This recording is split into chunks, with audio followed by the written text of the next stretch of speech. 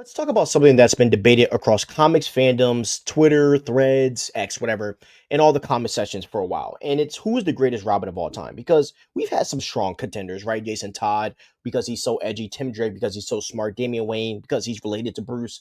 But let's stop playing, right? And let's be real about this for a second. Dick Grayson is, without a doubt, the best Robin ever. And I'm not saying that, just because he was the first. I'm saying that because in almost every single way that matters, legacy, leadership, right? Heart, growth, skill, and influence, nobody touches Dick Grayson whatsoever. Now, let's dive into why he stands above the rest. The first thing is, first off, Dick Grayson is the original Robin. He was introduced way back in 1940. And let's be honest, if he did not work, none of the other Robins would exist. Robin wasn't some throwaway sidekick, but he was a revolutionary character, and he was created to be the light in Batman's darkness. Right? He's the emotional counterbalance. And from day one, Dick was more than just a kid in tights. He brought hope to Gotham. He humanized Batman, and he gave Bruce Wayne a reason to stay grounded. And Dick Grayson made Robin a household name, and that's a fact. Okay. Now, another thing too is that he grew beyond the role, right? And him growing beyond Robin is the point, because here's what separates Dick from the rest. He outgrew the mantle of Robin and became something greater, which is Nightwing. Now, think about that. He's the only Robin to fully evolve into his own legacy, and not because he had to, but because he chose to. See, Jason became Red Hood because of his trauma. Damian was bred for violence, but Dick Grayson, he walked away from being Batman's sidekick and became his own man. And Nightwing isn't just a rebrand, but it's a symbol of independence. And it proves that Robin isn't just a role, it's a launch pad. And Dick Grayson is the proof of that concept. Another thing is, the dude has been one of the best leaders in the DCU universe of all time.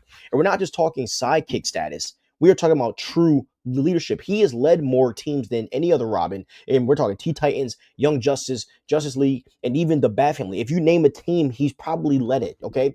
And it usually led. And honestly, Dick Grayson leads better than Bruce at times, because people follow him not because of fear like Batman. They follow him because of trust, loyalty, and charisma. And Bruce does have some of that, but Dick Grayson shows it better in the way he leads than Batman does. And he has this uncanny ability to bring people together, and even people with wildly, different power sets, attitudes, and goals, follow him. And that's not an easy thing to do when you're not the most powerful guy in the room.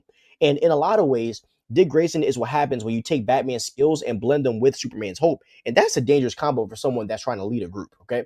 Now, when Batman dies, right, in Final Crisis, right, who does the family turn to? Dick Grayson. He puts on the cape and cowl, not for glory, not for ego, but because someone had to. And he carried it better than most ever have. Okay. Now, when Damian shows up as the new Robin, he's full of rage, he's arrogant, he has his killer instinct. Who's the only one that can actually mentor him? Dick Grayson, not Bruce Wayne, not Alfred, but Dick Grayson.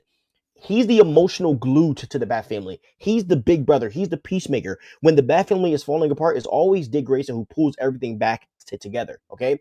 And now let's not also act like that. And let's not also act like Dick Grayson hasn't been putting work across every format, right? In the comics, his Nightwing solo runs consistently showcase Gotham level storytelling outside of Bruce Wayne's shadow. In TV, no matter if it's the Teen Titans, Young Justice, or Titans, Dick Grayson is the backbone of every squad.